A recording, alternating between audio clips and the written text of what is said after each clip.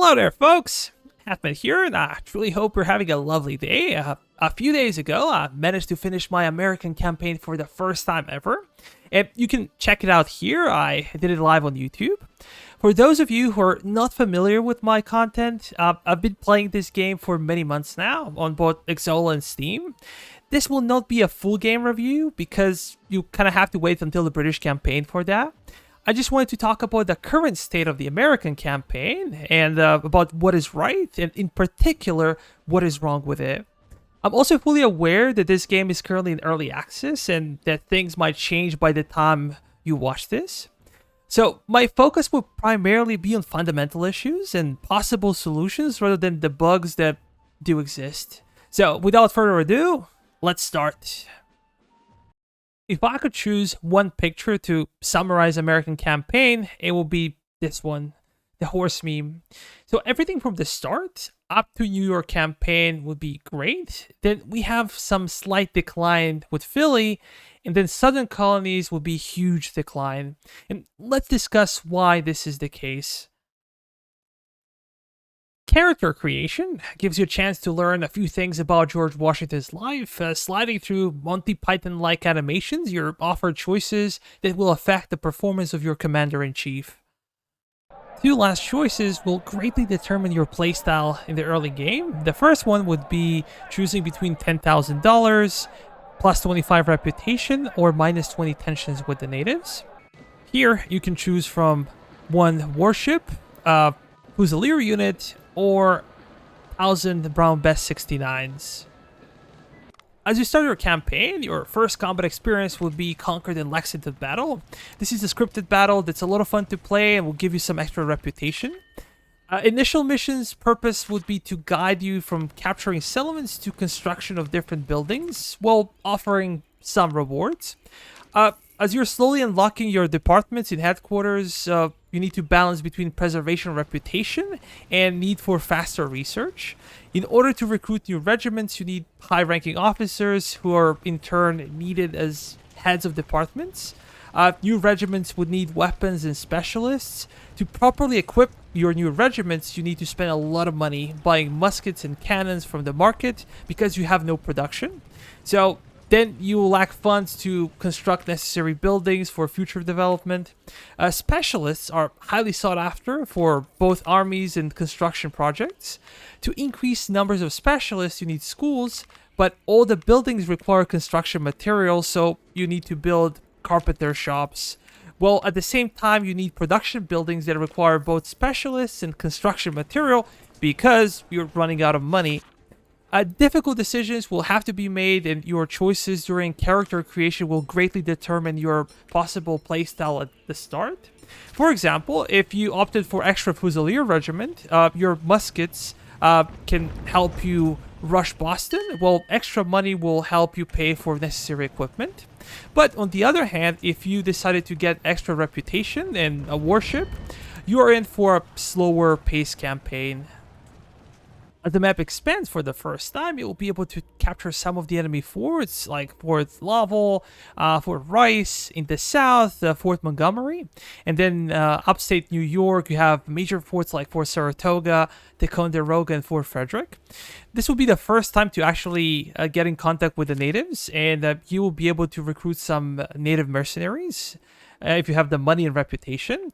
And this is the first time you will face a proper naval invasion. Canadian campaign opens up new challenges of having to capture both Montreal and Quebec, while exposing your coastal areas to a naval invasion.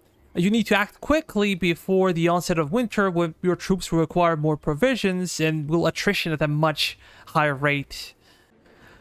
There are a lot of questions when it comes to research. For example, a Commander-in-Chief, we already researched Army Innovation 1.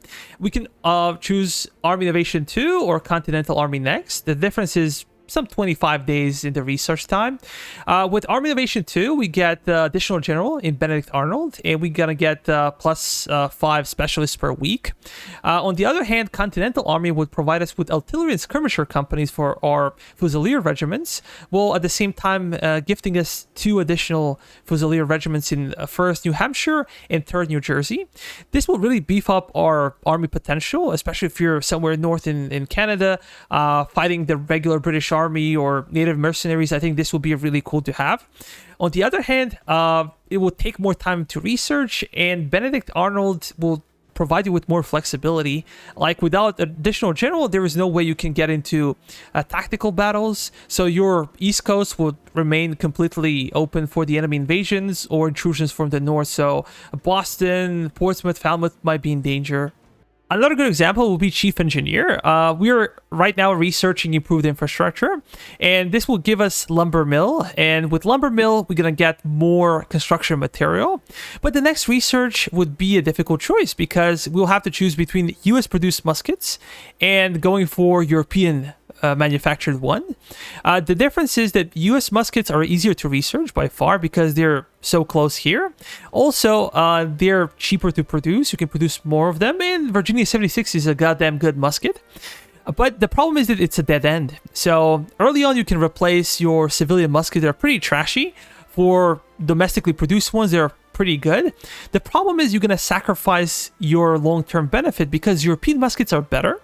If you research 69, you're also going to get the long and short version. A long version would be used for infantry, short version would be used for cavalry. You can also research some rifles for your skirmishers, which would make them much, much better. And this will also open up Spanish 55 or French 66, which will help you replenish those allied armies when they land. So you can sacrifice your short-term dominance over the long-term one. And this is where you can see how much effort went into the tech trees in this game, and I really love it. Another great idea was to make sure that you cannot really speed up research until 20 days before the end of the project. This idea actually forces players to strategize and think ahead of time of what they really need to research. As you get your lumber mills, it will be also time to consider investing more money into regional level construction, maybe in logistics, in provisions that you're chronically lacking, maybe some mines for raw materials, or maybe factory infrastructure. Later stages of Canadian campaign will allow you to actually introduce taxes for the first time. Federal tax will increase your revenue, but in turn will lower down loyalty, so you need to have a good balance. At the same time, you're gonna receive notifications about potential New York invasion, and you're gonna have a couple of options to spend some money or give muskets in preparation of the invasion. And as the invasion comes in, you'll be reinforced by militia. And here we can see that I'm already preparing my troops in Hartford and New Haven for the inevitable invasion of New York. As the map opens up once again, you'll be facing 3 massive invasions of New York. They're going to be landing in Long Island right here. And if you can, it will be the best thing to consolidate your forces and wait for them to engage them right as they land. This will give you the most chances of defeating the enemy. But if your armies are not big enough, then I recommend basically pulling back from Hempstead, New York, Morristown, Easton, wherever you have some troops, maybe to Fort Montgomery and New Haven, and just allowing the enemy to spread everywhere. This will make them having to garrison all of the settlements, and it will make your life much easier, so you can take them piecemeal or eventually wait for the winter to do its damage with the enemy. Then you'll be able to expand to the west and the northwest, capturing series of forts and settlements. These forts will allow you to anchor your defenses towards the natives and additional British intrusions from the north. So you can get a lot of fur production from these buildings, and in the south, in Morristown, you can actually get some rum production or tobacco production for the first time. Before Philly opens up, you're going to get similar notifications as you did for New York invasion. You're going to get some options. You can choose to reinforce Philly if you have sufficient money, muskets, or ammo. And the problem with the Philly campaign is that it's not as scary as New York. New York have three massive, well consolidated invasions, and they're very difficult to repel. And if you lose a battle, it could be very, very bad for you. Philly's kind of lightweight version of this, and it's you're in a better position. You have more settlements, you have bigger army, and it's just easier for you to fight them off. So it's not like, oh my god, what should I do scenario. And to the west, British are controlling forts, but you're controlling all the major settlements, so this is quite easy for you. They're not really presenting any kind of threat. Additionally, you're gonna get a lot of good land. Pennsylvania, Delaware, Maryland, they're really, really good for production of provisions. So after this, you should not be struggling for provisions anymore. South colonies are huge. Map will effectively double in size, as you can see here. And if we switch to control map, we can see Virginia, then North Carolina, South Carolina, Georgia, and Florida. You have to be very careful of how you use your generals because you only have 5 of them. So we have 3 generals here on the offensive, and 2 are basically guarding our northern colonies from potential invasions. One of the biggest problems here is that whenever map opens up, you start from scratch. These 5 colonies have 70 regions. Every region has between 1 and 3 settlements, so you have to do everything manually, basically clicking and trying to upgrade everything from scratch. The same is happening with the army. You manually upgrade and equip all of the regiments in the south, which will take forever. Loyalty is worse than in the northern colonies. Further to south you go, the loyalty will be worse. British don't really have significant forces in the south. The problem is that your forces are insignificant, and you kind of have to build them up. Then further south you go, you kind of have to garrison a lot of settlements because otherwise they're just going to rebel. And the bigger the coastline is to the east, more troops you're going to have to keep in order to be able to repel naval invasions. And the same is happening to the west, to the frontier. The more of it you capture, kind of the more garrisons you need to have in these forts. So it's not very easy. Like after some time, shit hits the fan, and you face constant naval invasions. Your diplomatic relations deteriorate with everybody. You have no control of what is happening whatsoever. There are wars with almost every Native American tribe. There are potential wars with France and Spain. There are 2 ultimatums. The first one happened with France about Rupert's Land in Canada, and I just wanted to agree, but I couldn't. I wanted to keep my ally in France, but there was no option. I'm sure they're going to patch it out, and you're going to play it, you're not going to have that kind of problem. But for example, with Spain, about 6 to 8 months later, I get an ultimatum about Florida and Georgia. Even though I fully captured them, I decide to give them up because imagine having to fight 3 European powers at the same time. Imagine like that, 3 naval invasions simultaneously. That would be insane. And I was kind of fatigued, so I agreed. And basically 10 days later, there's like a diplomatic dispatch, and our tensions were lower to 50. And after this dispatch, they grew up to 70 with Spain, even though I gave them pretty much everything they wanted. And they still hated me, and they still were allying with Great Britain. On the other hand, with France, I had like 10 international relations committees trying to lower down the tensions with France, but nothing happened. Like literally after some time, I was checking the relations, and I had the lower relations with France after so many attempts to lower down the tensions than with Britain. It's ridiculous. You sometimes feel like a captain of a sinking ship. As soon as you plug one hole, other ones pop up, and every 10 days or so I find myself fighting a new land or naval invasion, or sometimes both. And it does add a degree of difficulty, but also adds fatigue. There is nothing of value in fighting hordes of enemies over regions you conquered a long time ago, or seeing the same battle map again and again. I've spent over 50 hours in this campaign, and it feels like half of it was fighting or preparing to fight naval invasions. If you bring similar numbers to match enemy invasion force, there will be heavy casualties, and after like 30 or so invasions, you're bleeding your cities dry. If you bring overwhelming forces, they just flee. You spend 15 minutes positioning your troops just for them to flee, often without firing a single shot. Like, all of these problems originate from inability of the AI to recruit new regiments or build up its settlements. In other words, to have a coherent strategy of what to do with its armies. It can react to your local movements by maybe reinforcing endangered garrisons or by striking weak or undefended settlements, but nothing more complex. And you know what? That's okay. That's completely okay. Because Total War has like 100 times the budget and personnel, and they still fall short when it comes to AI.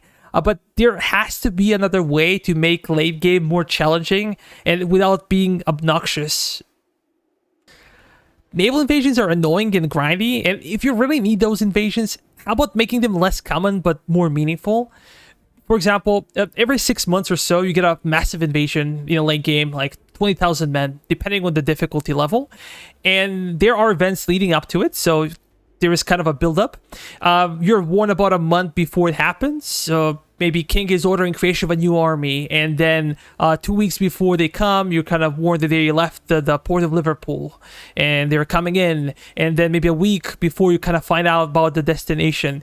But in order to prevent the player from kind of destroying their army piecemeal, you can have simultaneous landings in 2 adjacent regions. So player can maybe muster troops to kill one army, but not like 3 of them, right? And you're going to give AI something to work with, and it will be more meaningful, it will be more fun. Something similar to New York invasions. I believe that native mechanics also require an overhaul, because currently they're just a nuisance. They never represent any real danger in the military sense.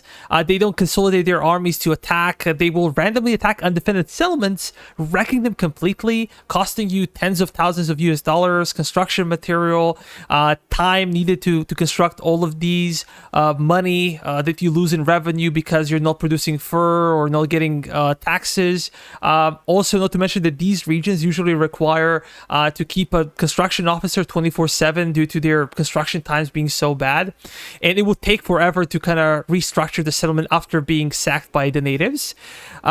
What should happen here is that the natives should be able to have consolidated attacks on the frontier with an event that would warn players about it. You have your spies, and they tell you about the consolidation of armies by the natives and their movements, so you kind of know where they're going to strike.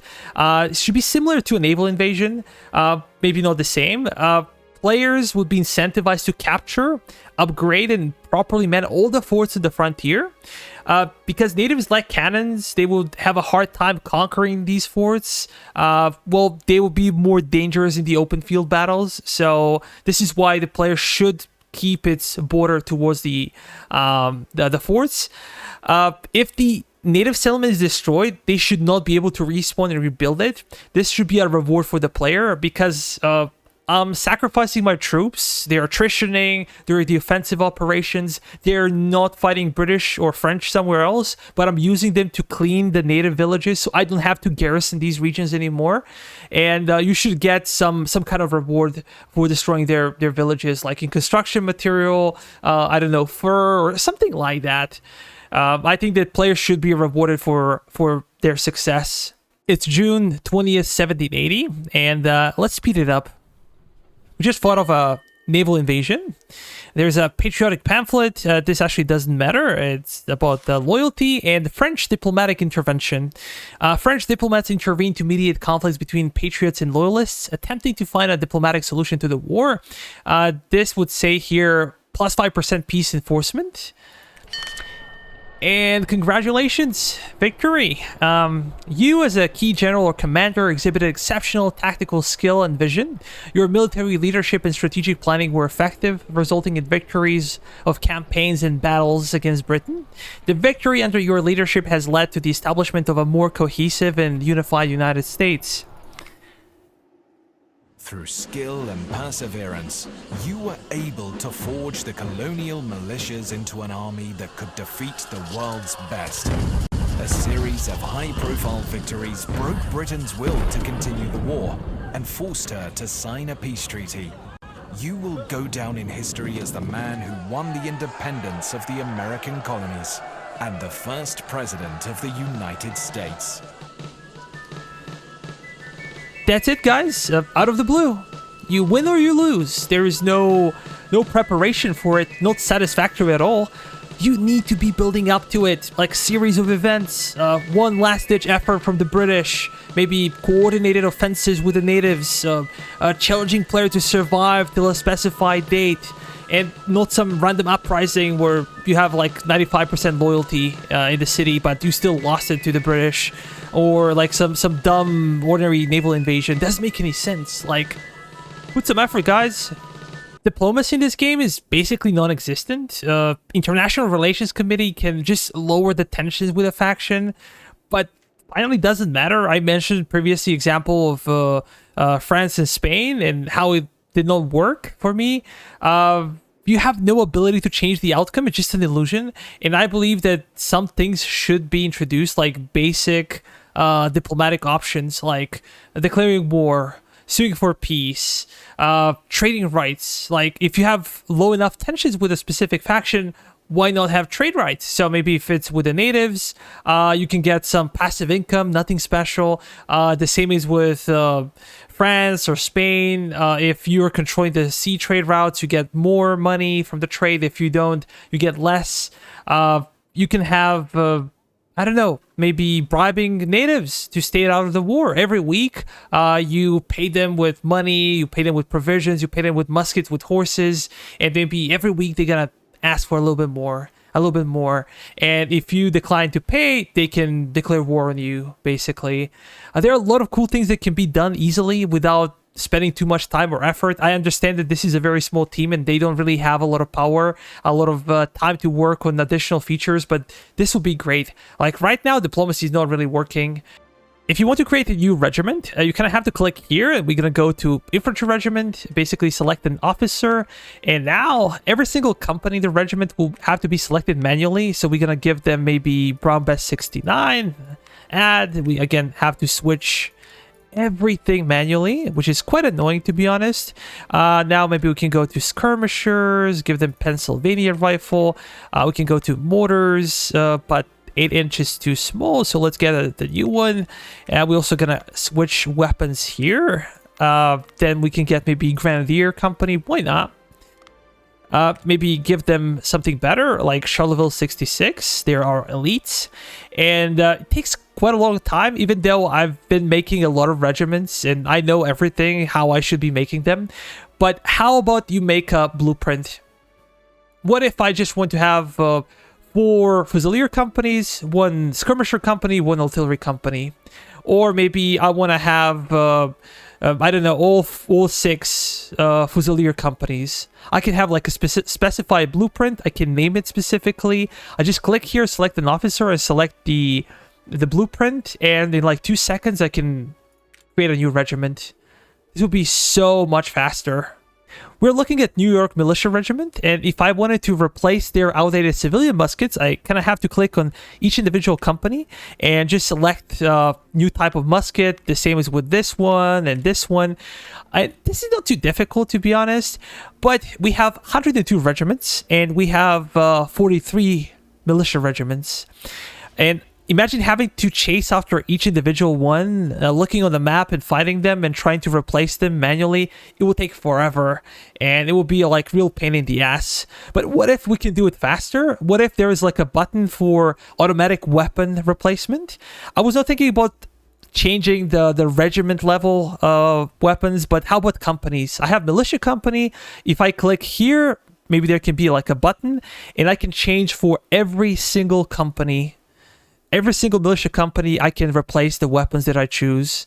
And maybe you can set up stockpile reserve. Maybe I want to have at least 3,000 brown bests in reserve in case, you know, my troops suffer attrition, they lose some men during fighting, or I need just new regiments. So they will have priority. As long as the number of weapons is above 3,000, additional company will get replenished next time and next time. And slowly but surely, you can replace replace all of your civilian muskets, for example, with brown besses. This will be huge help. It'll be really nice if we could form brigades inside of the garrison. So, for example, I select 4 regiments and I want to form a brigade. It will be so helpful.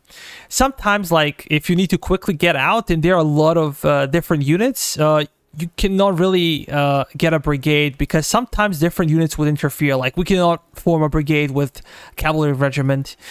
So it can be much harder sometimes chasing after individual regiments to kind of try to form a brigade. It takes time and nerves. So it will be huge help if we could just do that in garrison stance. I have previously complained about construction different settlements. It has to be done manually. So I have to click here and look for individual settlements and what is being constructed, and it's very difficult to find all of them because there are hundreds upon hundreds of settlements in this game, and it's mission impossible to keep a track of all these settlements. But you have an option here called the locality list that should help you with this. But in my opinion, this option is quite useless. Even though I know that somebody put a lot of effort in this, it doesn't give you anything. You need some kind of structure. You need colonial level, you need regional level, and you need like individual settlements in this colony region. So this is pretty useless in my opinion, and I have proposed a solution and I'm gonna show you in a second. We're in colonies management right now, and if I click on a specified colony, I want to see all the regions that belong to that colony. If I scroll down, I can see all of the regions. If I click on a specific region, I should be able to see this one. This will be missions that are active. Maybe I have loyalty officer, or maybe construction officer, recruitment officer. I want to be able to turn it on or turn it off if I don't need it. Then I want to see regional construction points. So I know if I'm building something in this region, like provisions or factories or mines, I want to know how much time it will take and which regions are more productive for me to spend my money and construction material on. And then, as I said, when you click on a region, you should be able to see all the cities belonging to that region, like New York, Fort Clinton, Fort Montgomery, and I can easily navigate the construction here. I think that this will be much easier solution than what we have right now. What do you guys think? This is as much as we can zoom out. We cannot do it anymore. But if we go to construction management, we can see that we're much further in the air. We can see the entire colonies like South Carolina or Georgia. We can see forts here and settlements. So it's a really cool feature if we could have it without additional colors, of course. Maybe emphasize garrisons, emphasize generals, and this could help us navigate colonies much better. So I think it will be a really cool feature to have. Currently, one of the biggest issues with this game would be lack of transparency. And I'm not going to go over all of the problems. I'm just going to go over the biggest ones. So for example, if I go here and I select an infantry regiment, of course we're going to need an officer here, and then I go to select a company of fusiliers. There is a problem. There's a lot of space here, but I don't really know how much I'm paying for them to recruit them, and I have no idea how much I'm paying to sustain them per week. Like, what is the number for their salaries? It's a huge problem. But if I go add here, I can kind of tell that this will be 90 for 20 men. Then it's 20 out of 120, so it's times 6. This will be 504. So one company will cost 504 to recruit. Then we're gonna add them up here. Maybe add like a skirmisher company. You're gonna see how numbers will inflate a little bit. So that means that skirmisher company is a bit more expensive. And maybe I can choose a guard company as well, and the numbers will jump even more. So you can kind of tell how much individual company would cost if you do this. It's 180. That's basically double the price of a fusilier company. If I do not know how much something costs, like I cannot tell for sure if it pays off for me to have grenadiers or skirmishers. Like, I know how they perform on the battlefield, but I want to see how much I'm paying for it. If I can get 2 fusilier companies for the price of 1 guard company, I'm probably going to go with 2 fusilier companies, right? And there's another thing here, bounty, because how about we get this number whenever we're recruiting companies, so you can kind of tell how much you're paying for it. It will be kind of a variable, and in the end you get the whole number, and you know how much you're paying for each individual new regiment you create. Another big problem here would be provisions. If I click on a region, I can kind of tell what are the numbers per week, but I cannot tell what is the consumption per week. And I have no idea. Like, these numbers do not make any sense because there are regions that produce nothing, and there are regions that produce a lot of provisions. During the summer, provisions production is excellent. During winter season, almost no production whatsoever. So I want to see some bigger numbers. I want to see like weekly or monthly or yearly consumption and production numbers, so I can kind of tell. During the summer, I need like 2 or even 3 times more production than consumption because I want to make sure I'm safe during the winter season, right? And another big thing would be if we go to production, we can see a lot of raw materials and some goods here, and I have no idea how much we're producing. Like with goods, you kind of can tell if you go to the market and you can see how much you're selling and stuff. Here, like, you can jump through hoops. There are ways to calculate this, but it takes a lot of time and a lot of dedication. I need to like take screenshots and then compare week to week. It's super annoying. How about that every single week we get similar to finance report, but it refers to provisions. It refers to raw materials and goods produced, and you can see consumption level. You can see how much you sold, how much money you made. That would be really, really cool to have. An additional thing that I really, really believe should be there, if we go to construction, whenever you click on a specific city, you can kind of see construction numbers, like construction points. Are they high? Are they low? You can kind of tell exactly how many days it takes to build something. On a regional level, there is no way you can tell that. I don't know. I want to build a mine somewhere. I do not know how much time it will take. Here it says Burlington, New York. We just started construction, and it has 100+ days. Okay, but what does it mean, 100 and plus? Is it like 500, 300, 101? Maybe you have, I need copper, and 2 regions have copper at the same time, and I want to see construction numbers. I want to see the solid number. You can also boost these regional construction numbers during some doctrines, and I want to see how much I'm boosting them for. How big is the difference? Does it pay off or not? I don't know. And now it doesn't matter because we have so much construction materials. We have so much money that it doesn't matter. But through the like 80% of your campaign, you're gonna worry. What is the return on my investment? Maybe this region will give me 3 mines constructed for the same time as Kingston, New York.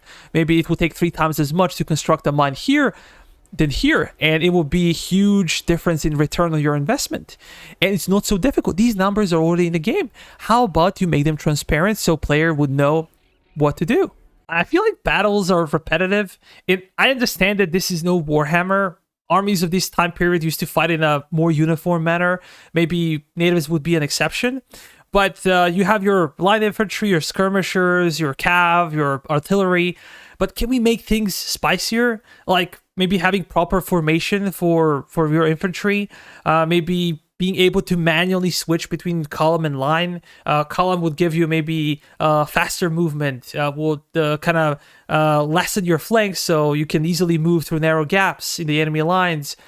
Maybe get some melee buffs, morale buffs, but you're more vulnerable to enemy musket fire, artillery fire. Well, if you're in a line formation, you can move slower, you're exposing your flanks, but you have way more fire potential, right? Square for elite companies, that would be also awesome to have. They can fight off cavalry better. Maybe they can fire 360 degrees, but at the same time they're more vulnerable to musket fire, especially to artillery fire. I feel like elite companies need some kind of buff. Right now they're maybe too expensive for what they offer in the battlefield, so maybe giving them some morale capabilities. They can help adjacent troops stay longer in the fight. Artillery is also something that needs to change because right now I have no control over what kind of things are fired from my cannons. If I want to switch between like round shot or canister, I have no say. Maybe I want to use canister even from longer distances. Maybe there will be diminishing returns, but hey, I want to feel like I have control. It's my thing as a player to have control over what kind of things should be fired from my own cannons. And maybe howitzers are something that needs to be addressed, because right now they have the same type of firing trajectory as field guns. They have shorter range. Maybe they're a bit stronger, but they cost more money to manufacture. They require more time to research, and I don't really see the purpose of them on the battlefield. So I don't know. How about generals? Like, generals are also way too passive. It would be nice to give them some special abilities. Like, rally is very common in these types of games.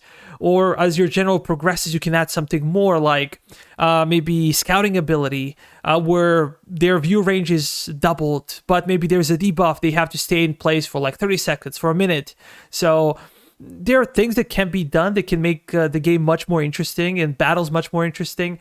One of them would be maybe to give cavalry ability to fire from horseback, because these are dragoons, right? And I understand that there is a danger that cavalry would be too OP, but what if we limit their accuracy, cut their firing range, increase their reload time as long as they're on horseback? But right now, they're kind of useless. If they're out of stamina, they cannot really move. They cannot do anything. So you need to wait for like a minute or two for them to recover a little bit. And you need to make it so they cannot really go toe-to-toe with light infantry, specifically not with skirmishers, with exchanging fire. But if they come to a flank or from behind, they can have some serious punching power. So changing maps, adding versatile terrain, maybe have settlement battles. Currently, we have only field battles. What if we could have proper settlement battles? I think that some previous Ultimate General games had those settlement battles, and if I'm on the defensive, I want to have the capability of maybe digging in with my troops, with my artillery, and maybe making some kill zones so the enemies can come in and they need to flank me and do stuff. It could be much more interesting with a little bit more effort. I'm not sure how realistic this is, but I would like to see some changes. I've been reading comments about the game, and I really wanted to show them here, but I'm not really sure if this is legally possible.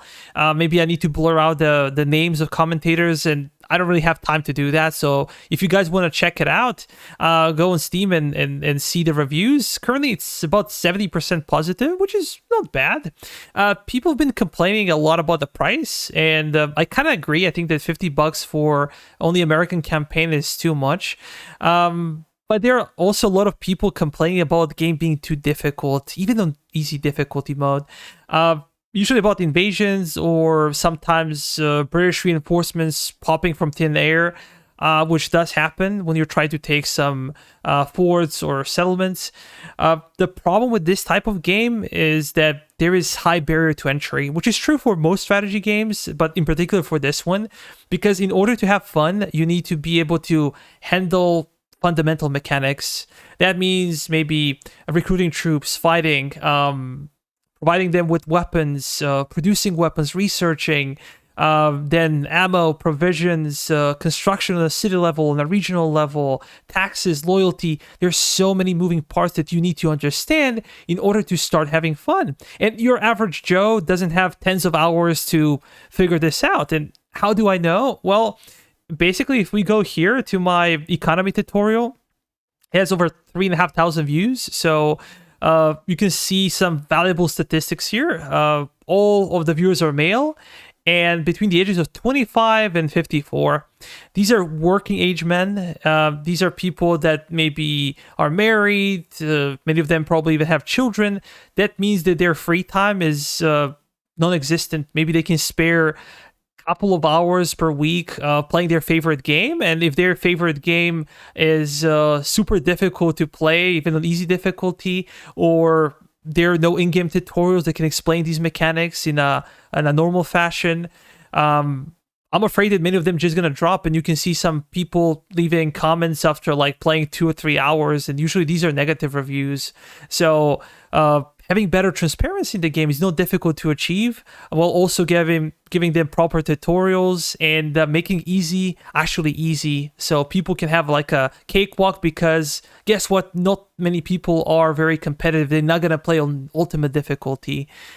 This is more for developers than anybody else, but I'm not sure what you guys think, and I hope you're gonna let me know. And if you stayed so long so far, I would encourage you guys to write in the comment section. Tell me what you think about the game in general. If I missed something important, let me know. Also, you can join my Discord channel. You can subscribe. You can drop a like button if you really liked it.